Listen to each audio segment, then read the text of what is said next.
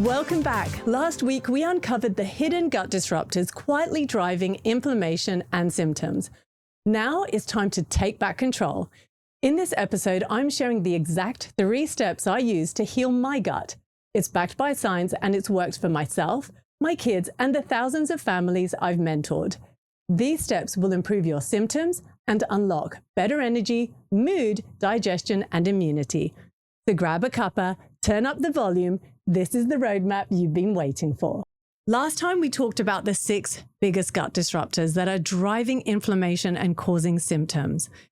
This week, I want us to reclaim our power and learn about how we can restore our gut health so that when we do come across things that cause inflammation, like maybe food intolerances or toxins, we're not even reacting because our body is so strong and resilient now. That's where I want us to get to. So before we get started in the 3 steps, I want to recap what gut health is, because we hear gut health all the time. What does gut health actually mean?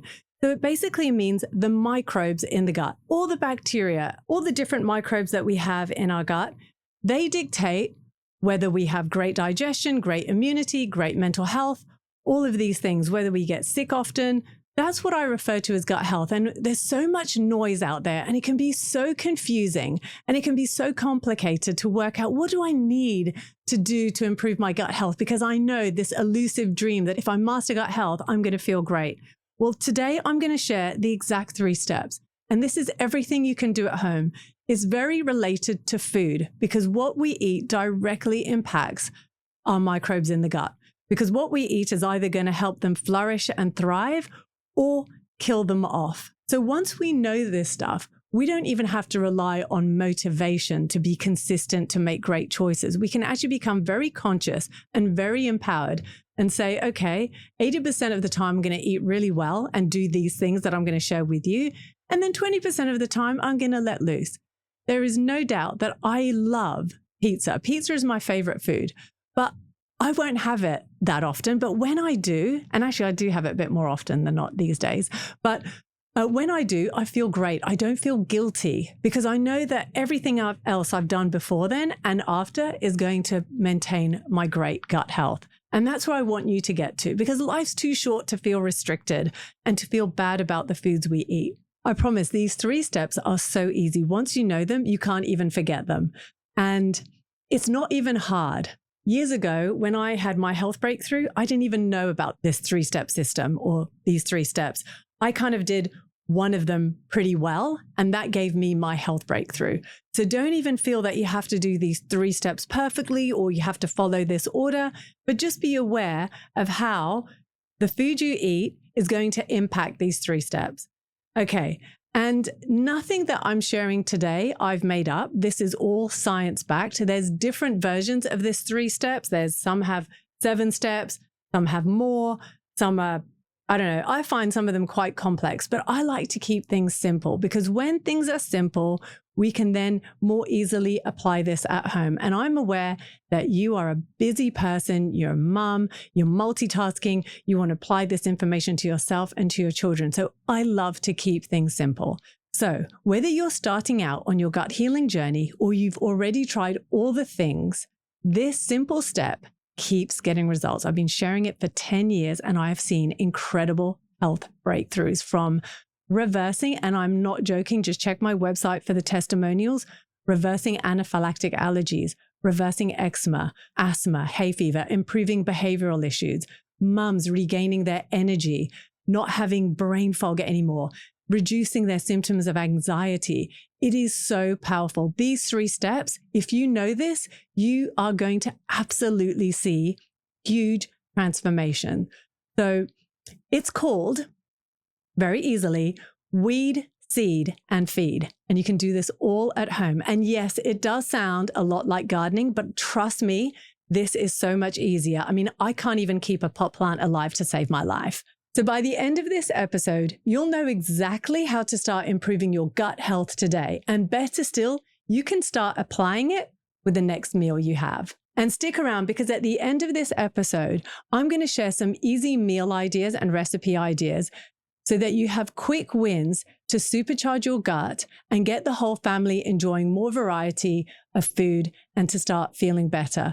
I'm going to save all these recipe links in the show notes at the end as well. Okay, step 1, weeding. Before I go into this, just think about a beautiful garden. It's got trees, bushes, flowers, so many different colors. It's stunning. That's kind of what we want our own gut microbiome to look like. But if you're anything like me, my garden can look pretty terrible. It's got weeds overgrowing, the plants are dying.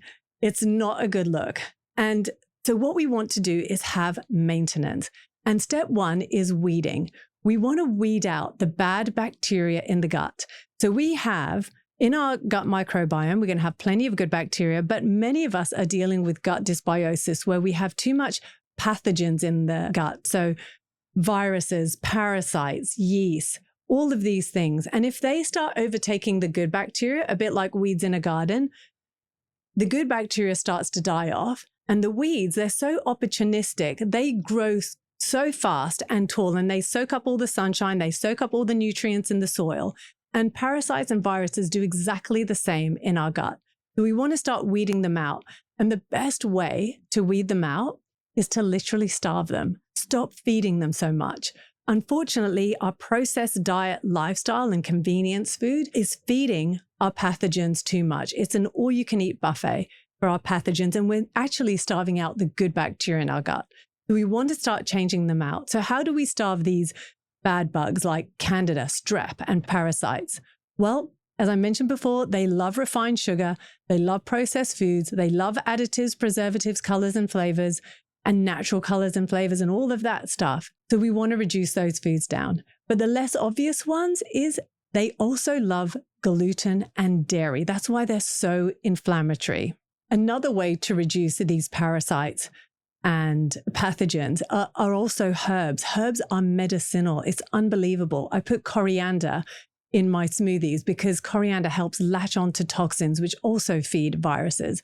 To wrap up, we want to be more mindful of feeding the good bacteria. So we want to have this 80-20 rule. If you're eating fresh produce 80% of the time and 20% of the time you're having a great time, that's going to work.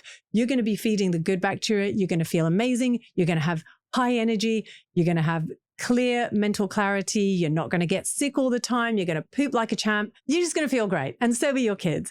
So remember that 80-20%. If we can feed our good bacteria 80% of the time, we're winning. We're doing a really, really good job of weeding out the pathogens. And you can also work with a practitioner like a naturopath who can provide healing herbs to kill off these microbes and provide supplements. But really, it's what we do at home that's going to help maintain that gut microbiome. Just like in our home, it's our maintenance of the garden that's going to keep that looking great. So step 2 is seeding. Now that we've started weeding out the nasties, the pathogens in the gut, it's time to seed our garden with beautiful plants, just like we do in our garden at home. And what we mean when it comes to gut health, it's literally adding beneficial bacteria into the gut. That's called probiotics. And most people never do this. They never add probiotics. But years ago, in previous generations, we added foods like fermented foods and cultured foods, which contained tons of probiotics and diversity of good bacteria. And they would eat this every day. But nowadays, unless we're having a probiotic supplement, we're not coming across any fermented foods and beneficial bacteria in our diet. And that's really impacting our gut health and our inflammation. So there's a documentary, which I'll add a link in the show notes, called Microbirth. And over the last few generations, we've lost about 1/3 of our ancestral gut microbiome diversity. And it's that diversity that we want to get back into the gut. We want to feed all sorts of different bacteria in the gut. So by eating fermented foods, we're planting the seeds of beneficial bacteria in the gut so that we can have a flourishing gut microbiome. So what are certain foods that we can add in the gut? It's things like sauerkraut, coconut yogurt, kefirs, kombuchas, kimchi, cultured veggies. They are so delicious.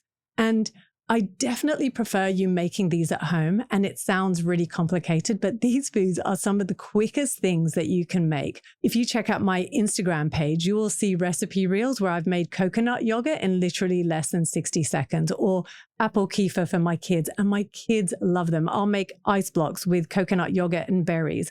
And so what I'm doing is exposing them to beneficial bacteria, just small amounts, every day or every week. And it's really enjoyable. It's not even a hard sell. I mean, if you try and give your child sauerkraut, that's going to be a challenge.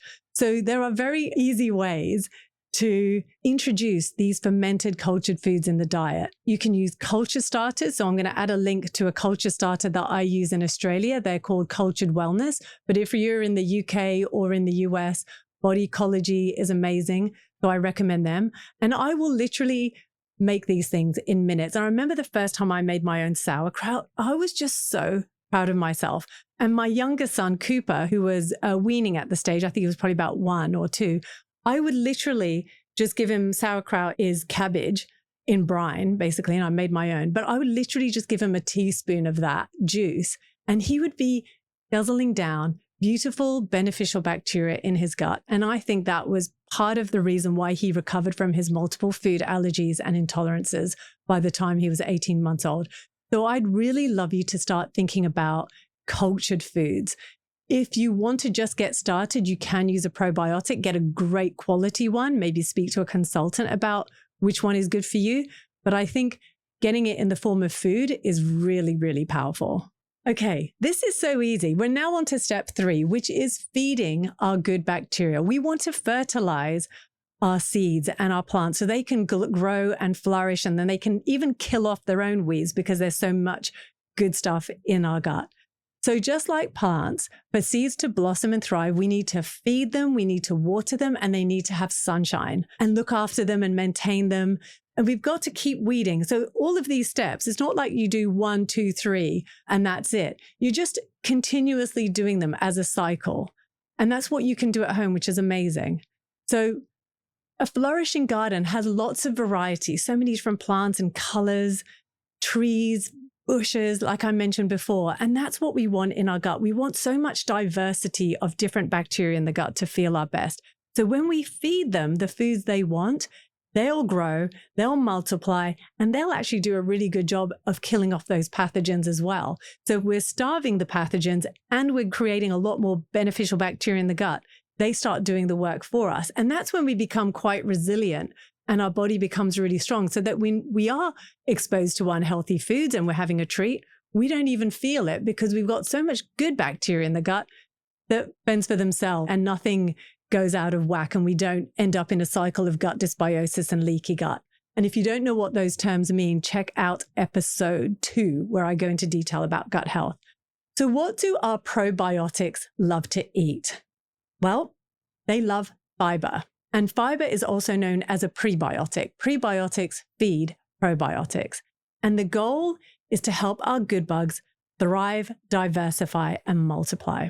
And fiber is king for gut health. What does fiber look like? It's basically all your plant-based, unprocessed foods. So fresh produce, vegetables, fruits, nuts, seeds, legumes, gluten-free grains. And I don't want to put you off or worry you or overwhelm you, but backed by science, we're supposed to be eating 30 different types of plant-based fiber a week. That's a lot. And that doesn't mean having 10 apples a week. It means 30 different types of fruit, vegetables, and fiber. And you're probably thinking, how on earth will I ever get my child to eat that when they'd rather eat a sock over a salad? I hear you, I've been there. But trust me, I've been doing this for a long time, and you can actually accumulate so many different plant-based fiber in a day. I can actually get 30 fiber ingredients in my kids' diet in one day, and it's easy. And I'm going to give you some recipe ideas on how to do that shortly. But what you want to aim for is different colors in your fruit and vegetables. So for example, if you like red peppers, go for yellow peppers. That's a difference. That's a variation. The yellow peppers will feed different microbes to the red ones. So with carrots, get purple ones, get orange ones. They taste the same, but they feed your different microbes. So eat the color of the rainbow. And Please don't be afraid of fruit. There's a lot of fruit fear going on right now, but fruit is full of vitamin C, full of minerals, and the sugars in fruit are antiviral and antibacterial. So the sugars in fruit are very different to the highly processed packets of biscuits and the cakes that you eat that are loaded with refined sugars. So don't be afraid of fruit. I'd rather you have more fruit than try and have less fruit, but then you cave and have a chocolate bar. So eat the color of the rainbow, try different colors of your favorite fruit and vegetables, and that's going to start stacking up that 30 plant-based foods. Include herbs in your diet. Include things like ginger and garlic and onions in your diet. They are so instrumental in improving your gut health. And I know there are so many trends like keto and paleo and vegan and all of these things, but all of those diets can be done well or not well. But what's not getting enough attention is your fiber. So get more fiber in. And I don't know if you've heard about the blue zones. So the blue zones are the 5 regions in the world with the highest concentration of centenarians. So these are people over 100 years old. And what they eat are predominantly plant-based whole food diets. They actually eat protein very rarely. It's not something they have 3 times a day. It's maybe weekly, but they have a diet that's high in beans, legumes, whole grains, vegetables, fruit, nuts and seeds, and herbs. They'll enjoy healthy fats, and they will have a limited source of quality, clean protein, dairy, and eggs. And they will also enjoy fermented foods. And they will eat together as a community. It's absolutely beautiful. So we want to have more of these foods in our diet. It's proven that it works. Try not to get caught up with the fads and what's trending on social media. Fiber is key. Just remember, fiber, fiber, fiber. And always remember, go for progress over perfection. Now, I've kind of scared you about the 30 different plant-based fruit and vegetables and fiber a week. I'm going to share with you some recipe ideas on how you can easily get at least 10 more into your diet. So I don't want you to go straight into, oh my God, I need to get 30 in a week. You don't have to worry about that. Just try and get 5 more in. And with these ideas, you're going to easily do it. So as a busy mum who has 2 kids, running a full-time business, and a single parent as well, here are some of the ideas that I use that I swear by. And it's taken me years to master recipes. And believe it or not, when I first started out as a health coach, I couldn't even cook. I never knew how to cook. And it's really ironic because now I go on the Today Show, live TV, teaching all the hosts how to make meals in literally minutes. I have these 5-minute segments and I've made about 3 different meals that are high in fiber. So if I can do it, I promise you, you can do it too. So a great idea I love is a veggie-loaded spaghetti bolognese. Now, I make a seriously massive big batch. So everything I do, I always make sure that I have leftovers. So I make a big batch of spaghetti bolognese and I'll make it from scratch. I'll get 1 kilo of mince, I'll brown that, and then I'm going to add lentils. I don't have to soak those. So these are the red split lentils that you can buy. I rinse them and I add that to my spaghetti bolognese. It does 2 things. It adds a whole bunch of different nutrition that's going to feed the good bacteria in the gut, but it's also going to make my meal budget friendly as well. I'll then blitz up. I have a food processor, so I'm not spending ages chopping up, but I'll blitz up onions, garlic, carrots, celery, and I'll add that to the minced meat. So that's already 5 plant-based foods. And then what I always do is I like to have fresh produce in there. So instead of getting a tin of tomatoes, which has a shelf life of 6 months or a year, and all the nutrients are no longer there, I will just blitz up 6 fresh tomatoes. It will take me an extra 10 seconds, but I've got fresh, healthy, delicious produce in that meal. I will then sneak in any leftover veggie scraps I have in the fridge. So it could be asparagus, broccoli. I've put in kale in my spaghetti bolognese. I've put in all sorts of weird things in there. But by the end of it, I've got 10 plant-based foods in my spaghetti bolognese. I've made a huge batch and I'll freeze portions in the freezer. And that is a brilliant way to up your plant-based foods. I also love making a veggie-loaded pasta sauce because kids love pasta. So in there, I will blend in carrot, zucchini, pumpkin, spinach. I'll even make a smoky bacon pasta sauce where I'll literally fry up some bacon, and then that will add that really smoky, delicious flavor, and then pile in a whole bunch of different vegetables. And then kids will like that. And then you can add that with gluten-free pasta. So you're now taking away one of those inflammatory foods, the pasta. Instead of wheat pasta, try a healthy gluten-free pasta. So veggie-loaded pasta sauce works brilliantly. It's brilliant for kids that are weaning, toddlers, older children. I save jars of that in the freezer. And I've always got a quick midweek meal where I can literally have a healthy protein with some pasta. And I don't even have to worry about chopping up a salad or adding more vegetables because I've just sneaked in tons of these veggies in the meal. So yes, if you've got fussy eaters, I highly recommend sneaking in these ingredients into your meals. I do the same with burgers and meatballs. So instead of just meat and breadcrumbs, I use quinoa flakes or rice crumbs or almond meal, but I'll also add in a bit of garlic, some celery, some carrots in there as well, even zucchini, and I'll make meatballs, and I'll make a big batch so we always have leftovers. One meal that absolutely helped me go gluten-free and up my fiber was making my own seed bread.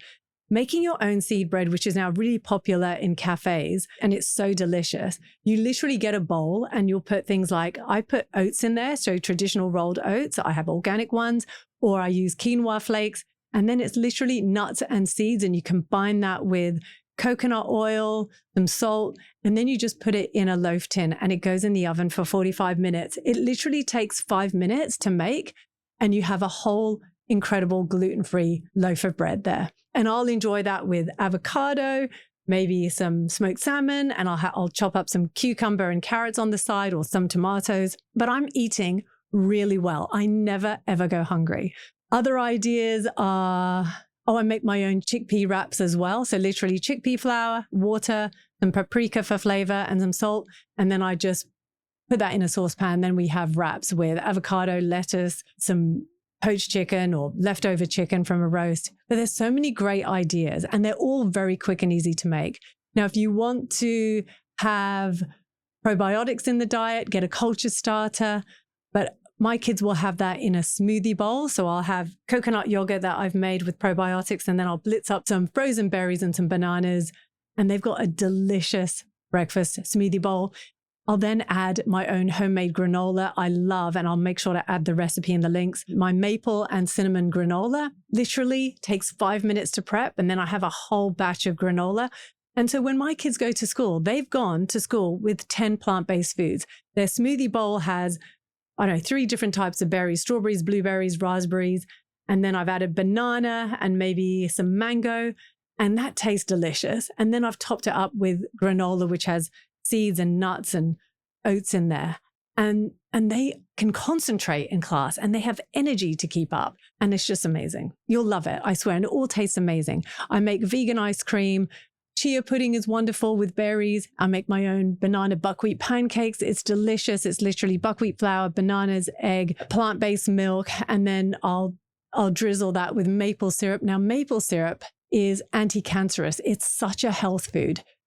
So avoid sugar and have these healthier sweet alternatives. So I love dates. I love maple syrup. I love honey. And I use that in my baking so that my kids still get their sweet tooth craving fix, but the sugars that I use are nutrient dense. And then there's things like bliss balls. Bliss balls are brilliant. It's just dates and seeds and anything like that. Anything you can get your hands on, get your kids to roll up these balls, and then you have these wonderful snacks in the freezer to enjoy. So I'm a real foodie. I love making food from scratch and at home, and I have the time to do it. And it's just so quick and easy. So I don't spend more than 4 hours in the kitchen, but everything I give my kids is made from whole food. So breakfast, school lunch boxes, and dinner. And as you get more practice in, you can make these meals really, really, really quickly. And I really think you'll genuinely enjoy it. My darlings, that's a gluten-free wrap. This is the end of the episode, and I'd love you to take a gut-loving action this week. I want you to think about weed, seed, and feed and what you can do. So I've got some suggestions. When it comes to the weeds and starving them out, what can you reduce? What kind of sugary snacks can you replace? Can we go more gluten-free? Can we reduce our dairy? Things like that. And can we add more fiber into our meals? So I'd love you to try a new recipe or upgrade an existing recipe that you have. Maybe do the spaghetti bolognese and tell me how many vegetables you sneaked in. I think one of my mums on my course managed to sneak in about 14 vegetables, which was really impressive. So see what you can do. Have fun with it. And if you've got really fussy eaters, I've got 2 suggestions for you. One is sneak all of this good stuff in their diets. Don't let them know. But if you've got older kids or it's too much to work on them, work on yourself. Like, I'd really love you to take care of yourself, because when you start applying this 3-step system, weed, seed, and feed, you are going to have more energy. You're going to have more mental clarity. You're going to be more motivated. And if you do that for a few weeks on your own, you're also going to develop the skill set to making meals. You're going to be quicker at cooking. You're going to know which recipes work. You're going to know what you enjoy. So focus on yourself first. Forget about your kids for now. They can come later. And then when you're ready to start applying some of this to them, you're coming from a place of experience and wisdom. And the results are really exciting. So I really hope you do this. Please tell me how many ingredients you get in your spaghetti bolognese. Tell me what recipe you're going to try out, and definitely keep in touch. I really want to hear from you. I want to keep getting feedback from you so I can keep evolving this podcast and making it something that's really helpful for you. So let's have this 2-way communication. If I hear from you, I'm going to be writing back too. And if you want more, check out my free masterclass, 3 Steps to Epic Gut Health. I've got the link in the show notes, and it's a much deeper dive into everything I've shared with you today. So also do that as part of your homework. And I can't wait to see you next time. I hope you've enjoyed this session. Remember, heal your gut and you will heal your life. Sending love, and see you soon. Thanks for joining me on Heal Your Gut, Heal Your Life. If you enjoyed this episode and found it helpful, be sure to subscribe and leave a review. I'd love to hear your feedback.